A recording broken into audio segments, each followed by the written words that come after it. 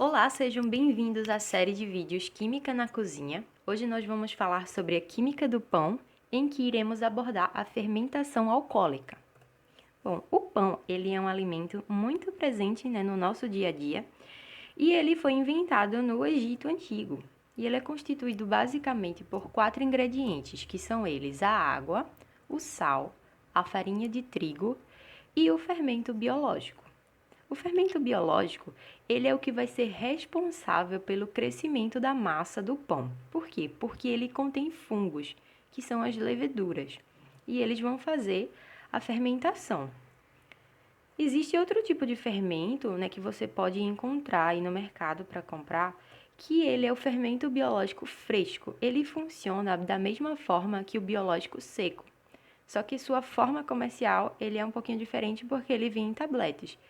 E ele geralmente é mais fraco do que o seco.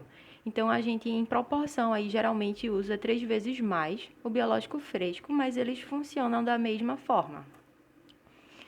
Então, o que a gente precisa, Quais são os elementos necessários para que ocorra a fermentação alcoólica? Bom, antes de tudo, a gente precisa ter uma fonte de carboidrato, que é o que vai servir de alimento para as leveduras, para os micro-organismos. Pode ser, por exemplo, a farinha de trigo, que é o que a gente encontra no pão. Pode ser a cevada, que é o que a gente encontra na cerveja. Pode ser as uvas, que é o que a gente encontra no vinho, E esses micro-organismos estão presentes no processo de fabricação de todos esses alimentos que eu falei. Existem outros elementos, necessários para que ocorra a fermentação alcoólica, como, por exemplo, a temperatura em que isso vai ocorrer, o tempo, o pH da água, no caso da cerveja.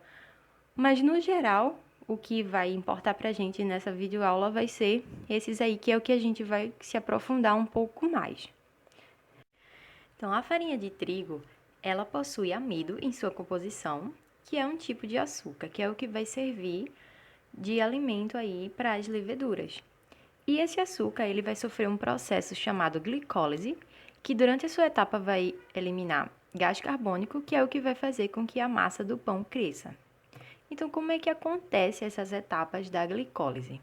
Bom, primeiramente eu tenho aí a representação de uma molécula de glicose, que é o C6H12O6. Então, essa molécula, ela vai sofrer metabolização pelas leveduras, e aí ela vai formar outras 2 moléculas que se chama piruvato. Então, cada molécula de piruvato vai perder 2 hidrogênios e também vai liberar uma molécula de CO2. Então, o piruvato, que antes tinha 3 carbonos, agora vai perder 1 e vai perder 2 oxigênios também. E vai virar outra molécula que a gente chama de etanol. O etanol vai ter agora como fórmula o C2H4O. Então, o etanol, ele vai receber aqueles 2 hidrogênios que o piruvato tinha perdido no início das etapas.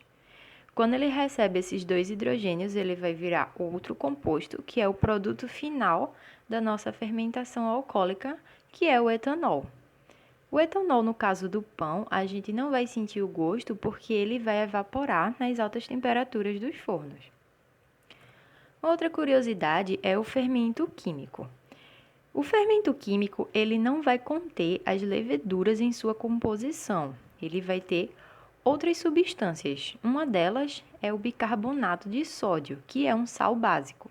Esse sal, ele vai reagir aí com outros componentes da fórmula do fermento químico, que vão ser sais ácidos e que eles vão reagir quando entrarem em contato com a massa.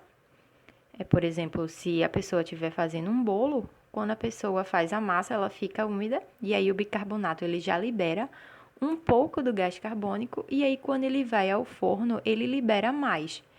Então, o gás carbônico é o que faz a massa crescer tanto no caso do fermento químico quanto do fermento biológico.